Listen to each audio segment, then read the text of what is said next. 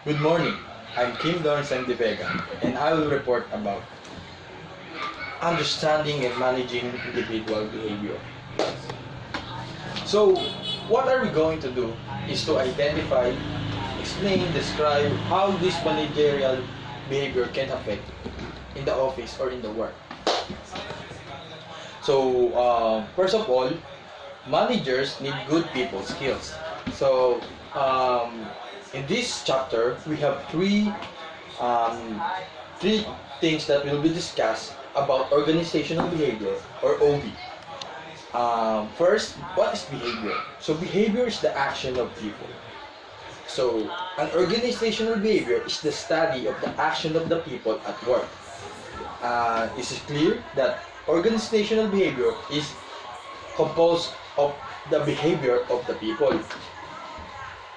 Um,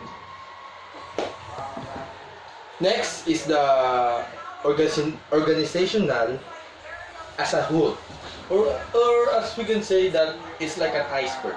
What is iceberg totally? So iceberg is there a small part that you will see, but there's a hidden aspect that you cannot see. So it is like the organizational behavior. So what is all about iceberg? So first is the visible aspect. Just the things like you see the strategies, the objectives, the technology, but there's a hidden aspect that you cannot see, like the attitudes of the people, the perception, the conflict between two major people in the work, and next is the three major areas that focuses the OB or the organizational behavior. So first, the individual behavior. So first, in the word individual, it's the personality, learning, perception, and attitude. Next, the group behavior, as we can see, is the team building, leadership, conflict, or anything that can be rolled as a group. And the next is the organizational aspect.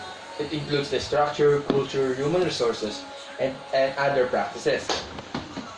So the goals of OB is to explain why employees engage in some behaviors rather than predicting what are the attitude or the response that they will do in their action. And lastly is the influence that you must need to let your employees behave. So there are 6 important ones have been identified. So first, the employee productivity, a performance measure that both efficiency and effectiveness of an employee. Next is the absenteeism. It's the failure to show up to work. It's like absent. No show at work. Next, the turnover. It's like the withdrawal in the organization, even if it's voluntary or involuntary.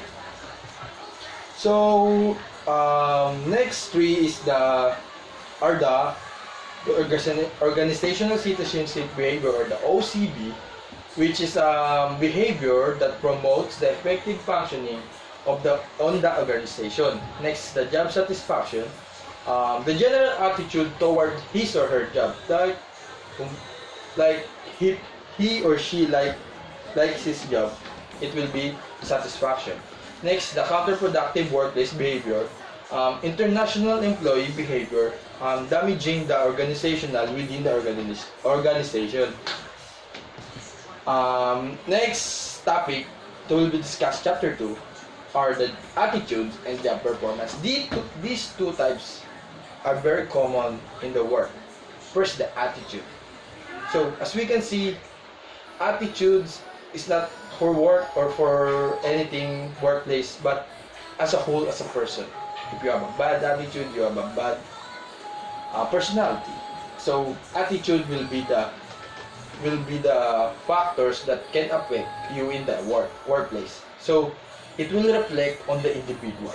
It's like what are the behavior, your expression, your emotion towards work. So next is the job performance. So job performance is what can we say about it? It's that your performance in the job, good or bad, but at least you perform in the job.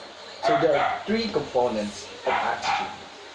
The cognitive component, the part that's made up of beliefs, opinion, knowledge by a person.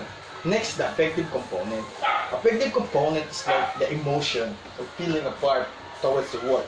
And last is the behavioral component, the attitude that refers in a certain toward a something or a someone. So next is the job satisfaction, or as we can say, if there's a high level of satisfaction, positive attitude. If there's a dissatisfaction, negative attitudes. Like when the satisfaction is high, there will be a positive. When there's a low satisfaction, there will be a negative attitude. So this the previous topic that I discussed, the 6 aspect of the organizational behavior, can link into this job satisfaction. Next is the job involvement and organizational commitment. So job involvement is which the employee identified his or her job. It's like this person can adapt to this job if it's important to him or her.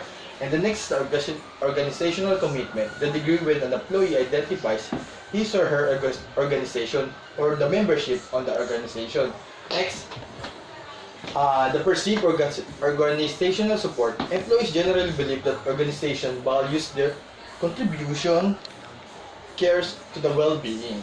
So, the next topics will be discussed of my members, and this will be the part of my report for chapter 15. I'm Kim Lars M. Thank you.